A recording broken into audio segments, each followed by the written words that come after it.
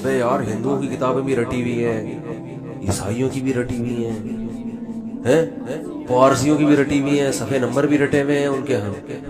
کیا حافظہ ہے بھائی, پتہ نہیں, چیک کروانا چاہیے کوئی اندر. میں نے پوچھا تھا ڈاکٹر صاحب سے, میری ملاقات ہوئی, میں نے کہا کوئی خیریت, کوئی کیا کھا کیا رہے ہیں آپ کھاتے کیا ہیں؟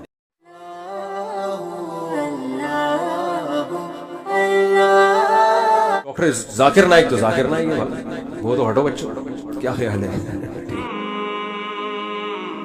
اگر آپ کو ڈاکٹر ذاکر نائک سے پیار ہے تو اس ویڈیو کو دوسرے دوستوں تک پہنچائیے تاکہ سب جان سکیں کہ ذاکر نائک کا سچ کیا ہے. تو آئیے دوستو آج کی ویڈیو شروع کرتے ہیں. ڈاکٹر ذاکر نائک وہ عالم دین ہیں جنہوں نے 4000 سے زیادہ لیکچرز دیے ہیں جو کہ اس وقت انٹرنیٹ پر مختلف اشکال میں موجود ہیں اور دنیا بھر کے کروڑوں مسلمان انہیں سیکھتے اور سمجھتے ہیں. لیکن نریندر مودی دراصل ہندوازم کا پرچار کرتا ہے. اپنے مذہب کا پرچار کرنے سے نریندر مودی کو کوئی نہیں روکتا, لیکن وہ اسلام کے پھیلاؤ اور مسلمانوں کا سب سے بڑا دشمن ہے. یہی وجہ ہے کہ نریندر مودی نے بھارت میں بسنے والے مسلمانوں کی زندگی عذاب بنا رکھی ہے, اور ایسا ہی اس نے ڈاکٹر ذاکر نائک کے ساتھ بھی کرنے کی کوشش کی. نریندر مودی نے ڈاکٹر ذاکر نائک کو ملک سے بھگانے اور ان پر زندگی تنگ کرنے کے لیے سب سے پہلے IRF اسلامک ریسرچ فاؤنڈیشن کے نام سے ڈاکٹر ذاکر نائک کی وہ تنظیم جو کسی سے 1 روپیہ نہیں لیتی, ڈاکٹر ذاکر نائک خود اس کو چلاتے ہیں, اس کو بند کرنے کی ٹھانی.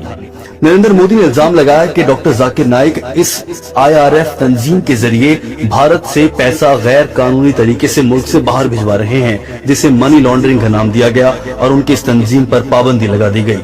IRF کے دفتر بند ہونے سے سینکڑوں طالب علم دین اسلام کی تعلیم سے محروم ہو گئے. نریندر مودی کی اگلی نظر ڈاکٹر ذاکر نائک کی جانب سے بنائے گئے ٹیلی ویژن پر پڑی جس کا نام پیس ٹی وی ہے. واضح رہے کہ پیس ٹی وی کو پوری دنیا میں دیکھا جاتا ہے, لیکن نریندر مودی نے الزام لگایا کہ اس ٹیلی ویژن کے ذریعے مذہبی نفرت پھیلائی جا رہی ہے اور ڈاکٹر ذاکر نائک لوگوں سے زبردستی اسلام قبول کرواتے ہیں اور وہ مذہب کے خلاف بات کر کے دوسرے مذاہب کے لوگوں کو اکساتے ہیں, جس سے ملک میں بدامنی پیدا ہو سکتی ہے. یہ الزام لگا کر اس ظلم کے بعد ڈاکٹر ذاکر نائک کو وطن چھوڑنا پڑا اور وہ گزشتہ 2-3 سال سے بھارت سے باہر ہیں اور اب وہ ملائیشیا میں رہتے ہیں جہاں ان کا گزر بسر جاری ہے. ڈاکٹر ذاکر نائک کے ساتھ نہ صرف ملائیشیا بلکہ ترکی, سعودی عرب اور دیگر بڑے اسلامک ممالک بھی بہت پیار کرتے ہیں اور انہیں اپنے ملک میں قیام کرنے کی دعوت دے چکے ہیں, ایک ایسے موقع پر جب ڈاکٹر ذاکر نائک اپنے وطن واپس نہیں لوٹ سکتے. حال ہی میں ڈاکٹر ذاکر نائک نے ایک انٹرویو دیتے ہوئے کہا کہ انہیں خطرہ ہے کہ اگر وہ بھارت جائیں گے تو انہیں کسی روڈ ایکسیڈنٹ یا کسی حادثے میں مروا دیا جائے گا اور بظاہر یہ دکھایا جائے گا کہ ڈاکٹر ذاکر نائک ایک حادثے میں مر گئے, لیکن دراصل نریندر مودی مجھے قتل کرنے کا منصوبہ بنا چکے ہیں اور وہ مجھے جان سے مارنا چاہتے ہیں. نریندر مودی نے بھارتی میڈیا کے ذریعے یہ پیغام پھیلانا چاہا کہ ڈاکٹر ذاکر نائک دراصل انسانیت کے دشمن ہیں اور ان کے بیانات لوگوں کو مذہبی نفرت پیدا کرنے پر اکساتے ہیں اور پھر وہ غیر قانونی سرگرمیوں میں ملوث ہو جاتے ہیں. آتنکوادی کا الزام ان پر لگایا جانا شروع کیا گیا. اس سب کے بعد بھی ڈاکٹر ذاکر نائک ڈٹے رہے اور وہ آج بھی دین اسلام کی تبلیغ کے لیے کام کر رہے ہیں. First we have to understand what is the meaning of the word terrorist. Terrorist by definition means a person who causes terror. Now many a times 2 different labels are given to the same individual for the same activity. I'd like to give an example that before India got its freedom, India was ruled by the Britishers and there were many Indians who were fighting for the freedom of the country.